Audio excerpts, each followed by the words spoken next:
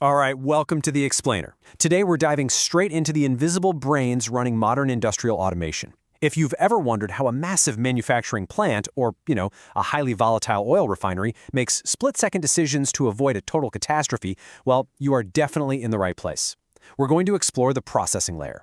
This is the absolutely crucial hardware and software that handles all the heavy signal processing and tells your control components exactly what to do. Okay, let's dive into this. Here's our roadmap for unpacking these complex systems today. We're going to start with the heart of instrumentation, move right into PLCs, explore DCS for plant control, take a look at day-Q systems for measurement, and then finish up with the rise of edge computing. Section 1. The heart of instrumentation and the evolution of the processing layer. So, think of the processing layer as the central nervous system, bridging human operators and physical machines. And man, its core control components have evolved massively over the years.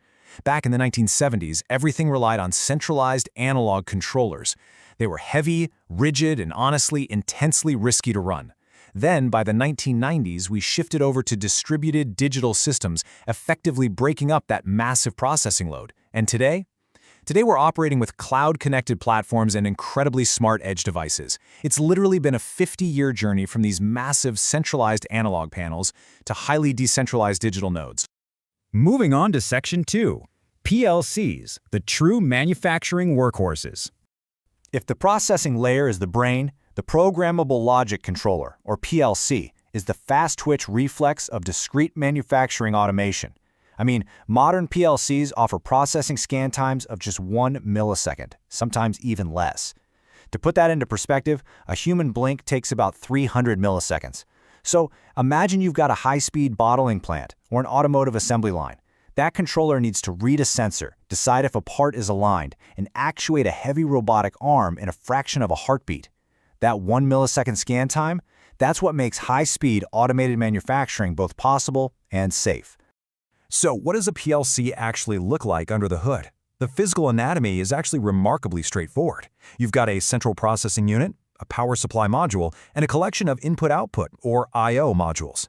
Now, these I/O modules are where the critical signal processing happens. They translate the analog physical world, like pressure or temperature, into clean digital data that the CPU control component can actually understand. And because of this modular design, you can scale the whole system effortlessly. You can go from a tiny standalone controller to a massive distributed network handling thousands of I/O points. And this brilliantly illustrates how we actually tell these control components what to do. They operate using IEC 61313 standardized programming languages. You've got the highly visual relay logic style of the ladder diagram, the modular function block diagram, the higher-level programming feel of structured text, instruction list, and the sequential function chart. Having this whole variety allows engineers to choose the absolute best logical framework for whatever specific automated task they're trying to accomplish. All right, Section 3, DCS, Distributing Plant Control. Now, while PLCs handle localized tasks, running a massive continuous process like a chemical plant requires a distributed control system, or DCS. You can really just think of it as the overarching plant manager. Developed back in the mid-1970s, it solved a very specific and frankly terrifying problem. With those early centralized controllers, a single hardware failure could trigger a total plant shutdown. We're talking a multi-million-dollar disaster from just one broken part. The DCS fixes this by distributing control components among multiple local nodes, where each is responsible for just a subsection of the process. Distributing the load like that fundamentally mitigates the plant-wide risk. But to achieve that kind of resilient distribution, the architecture has to be highly structured and really expansive. Your field wiring aggregates into junction boxes and marshalling cabinets. From there, your I/O modules step in to handle the heavy lifting of signal processing, so performing your analog to digital conversion and signal conditioning. And they send that clean data up to the distributed controllers that are executing the advanced algorithms. All of this is tied together by a dedicated plant communications network. Then on the human side, operator workstations provide the interface, while historian servers are constantly recording this process data so we can optimize the entire facility over time.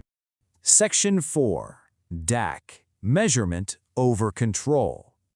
So, unlike the PLCs or DCS architectures that are designed to fundamentally control processes, data acquisition systems, or DAC platforms, they are the strict observers, designed purely for measurement. You're going to find them heavily utilized in research and development, product testing, and quality assurance. Hardware-wise, they are incredibly adaptable. You might use compact USB or PCIe-connected modules on a lab workbench, or deploy tough, ruggedized units for long-term field use.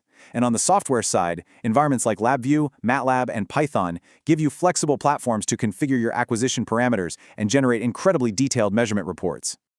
To really grasp how a DAX system captures reality, let's just trace that pure signal processing journey. Step 1. Raw physical signals hit the conditioning front ends for prep, basically filtering out all the noise. Step 2. Multi-channel analog to digital converters step in to digitize that clean signal into binary. Step 3. Real-time processors organize the immediate data flow. And finally, Step 4. The data hits the software layer for deep analysis and visualization. It's just a perfect linear pipeline, turning physics right into actionable data. Section 5. The rise of edge computing and smart instruments. Now, what's really interesting here is how this modern frontier totally redefines what an instrument actually is. Historically, data traveled all the way back to a central processor. But today, a smart transmitter doesn't just passively measure pressure. Embedded with low-power microcontrollers, it performs its very own local signal processing. We're talking characterization, diagnostics, temperature compensation. It literally does its own math before it ever talks to a central system. We've essentially crammed the signal processing and the control component into a single, tiny device sitting way out in the field. And by pushing that analytics capability right out to the measurement point, the operational benefits are just massive.